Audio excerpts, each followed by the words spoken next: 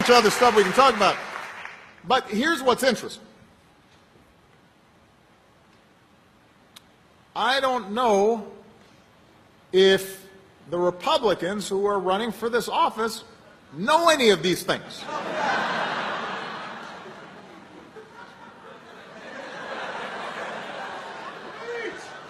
Because they occupy a different reality, it seems. According to them, everything was really good in 2008, when we were going through the worst economic crisis in our lifetimes.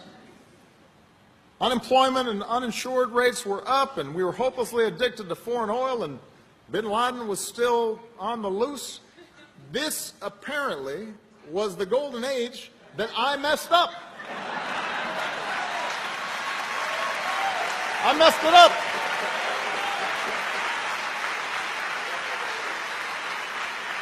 And Obamacare and immigrants and taxes and deficits all just messed everything up. And they're so glum. They're really so frustrated. And, you know, look, part of our DNA is we're always dissatisfied. That's part of what makes America great. We don't rest on our laurels, right? We always find something wrong. And there is a lot that has to be fixed. Everybody here has got a list of things that we have to tackle. But maybe what makes us a little different as Democrats is we try to base our analysis on facts and reason. So we don't look at the evidence and see that every time a Democratic president's been in office, the economy seems to be doing a little better than when the Republicans in office, and we don't automatically say, well, you just have to vote for a Democrat every time. On the other hand, we also don't say that if you cut taxes for the very top 1% and the economy doesn't do well, that doing more of that will grow the economy by 4 or 5 or 8%.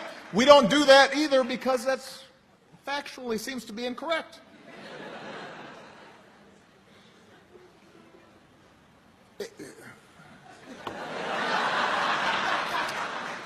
They want to repeal the Affordable Care Act. I know that's shocking and kick millions of people off their health insurance. But when you ask them, well, what is it that is so bothering you about people having health insurance? They can't tell you. Because originally it was, well, it's never going to work. All right, so then it started working. And then they say, well, it's going to blow up the deficit. And it's not blowing up the deficit. And then they said, well, you know, it's going to drive everybody else's premiums up, but that hasn't happened.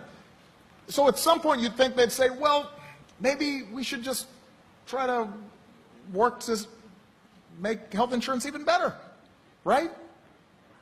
Right? Right. On climate change. Now, if you went to a doctor, no, let's change that. You go to 100 doctors, and 99 of them tell you, you've got diabetes. You've got to stop eating bacon and donuts every day. And we have to monitor your health, and we got to fix this. You wouldn't say, oh, that's a conspiracy. They're making that up. All 99 of those doctors got together with Obama to try to prevent me from having bacon and donuts. You wouldn't do that.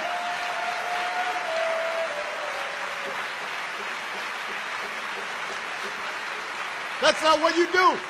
There's not a single person who would do that.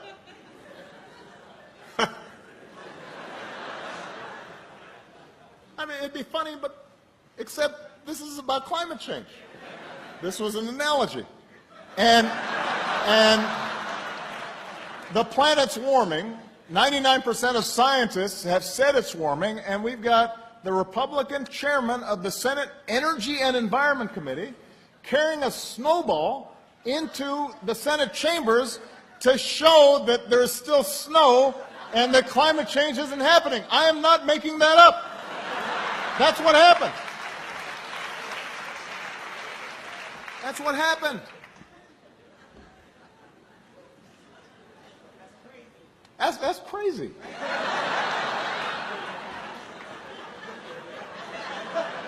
I was going to quote Kanye, but I can't because this is a family audience. But it's cray.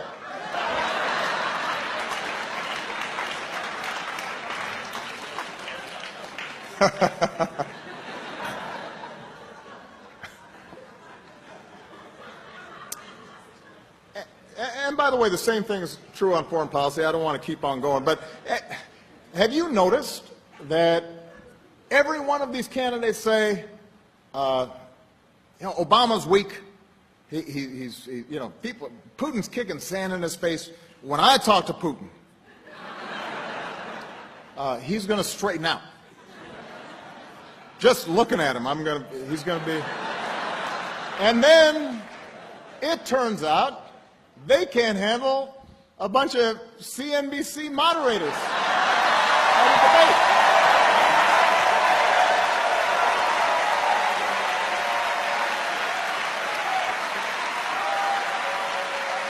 I mean, let me tell you, if you can't handle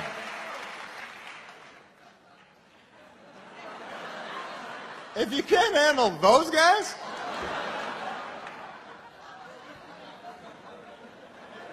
then I don't think the Chinese and the Russians are going to be too worried about you.